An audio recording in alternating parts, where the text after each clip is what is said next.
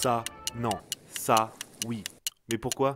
Vivre de façon plus éco-responsable, vivre de façon plus durable et surtout gagner du temps, tout ça sans avoir besoin de beaucoup d'argent. Oui, mais comment? 1. Acheter une maison pas chère. 2. Ne pas payer l'eau. 3. Produire son électricité. 4. Produire sa nourriture. Mais surtout, rénover la maison et après on pourra savoir si c'est possible ou non.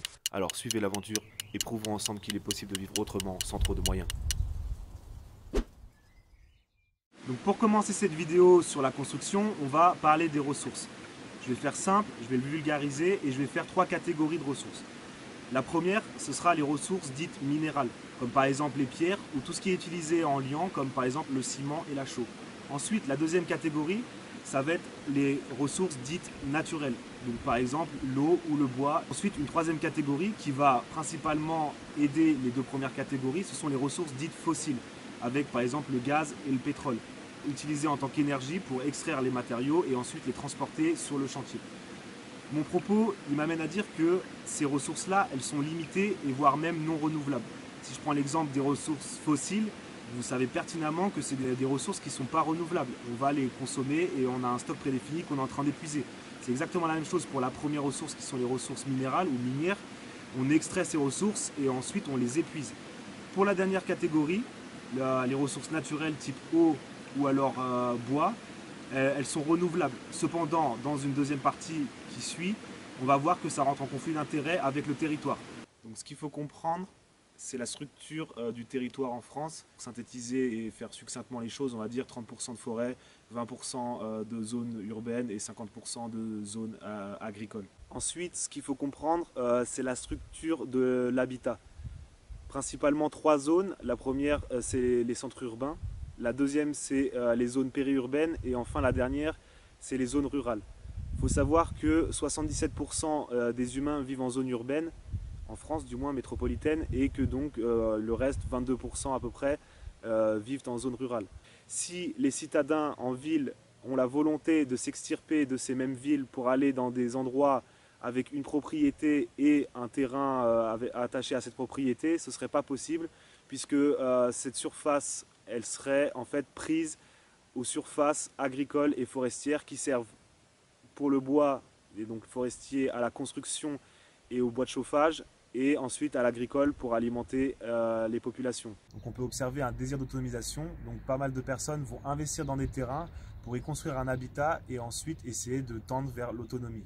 On va opposer deux concepts pour la suite de la vidéo qui sont l'éco-construction et l'éco-rénovation. Et c'est ce qu'on va voir tout de suite. Je vais passer en revue tous les différents types d'éco-construction et ensuite on verra les avantages et les inconvénients. Pour commencer, les maisons en ossature bois, les avantages, c'est que déjà on va pouvoir moduler son habitat selon ses envies. Donc c'est quand même un point fort. Ensuite, on va parler d'esthétisme. C'est vrai que c'est personnel ce que je dis, mais je trouve ça assez joli, ça se marie bien avec la nature. On peut faire des super chouettes habitats.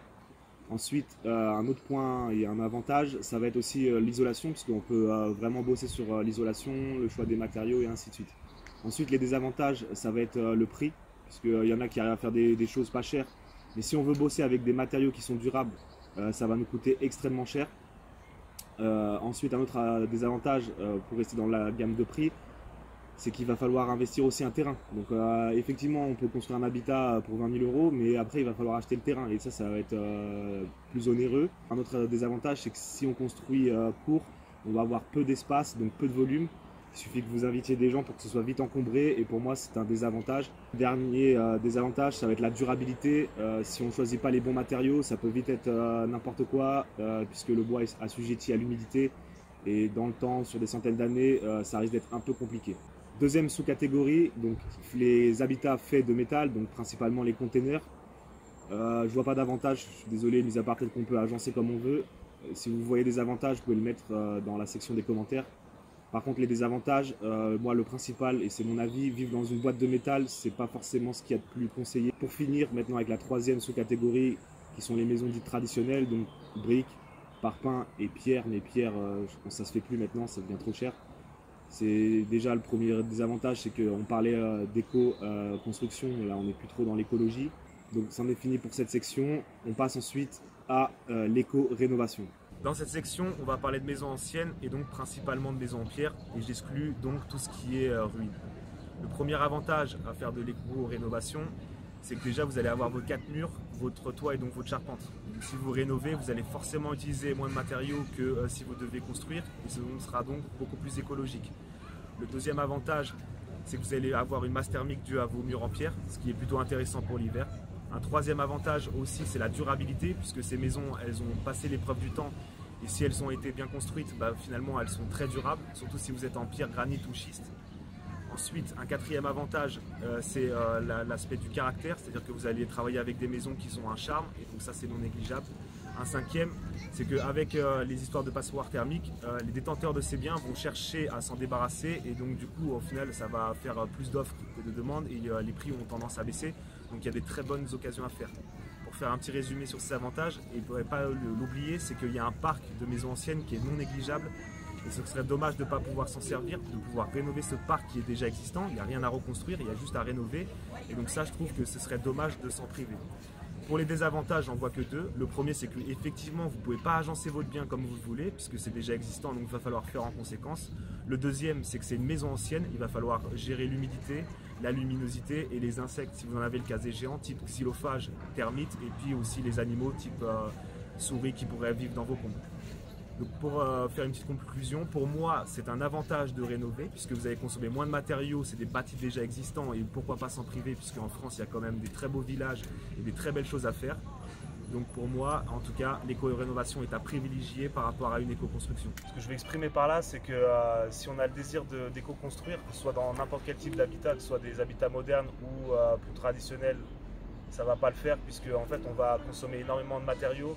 On va devoir acheter un terrain et si on reprend les arguments que j'ai apportés dans les premières parties, on ne pourra pas en tant qu'individu pouvoir avoir son terrain, cultiver son autonomie, construire son habitat, consommer des nouveaux matériaux pour faire les 4 murs et la toiture et ainsi de suite. Je ne sais pas si vous arrivez à comprendre l'idée, mais fondamentalement ce ne sera pas possible. C'est pour ça que ce que je voulais dire et amener dans la partie sur l'éco-rénovation, c'est qu'on a un parc déjà existant de maisons anciennes qu'il faudrait juste retaper, ça consommerait moins de matériaux, on occuperait l'espace qui est vide le cas échéant et donc ce serait plus sain et pragmatique, voire même intelligent. J'espère qu'en tout cas la vidéo vous aura plu, à la prochaine.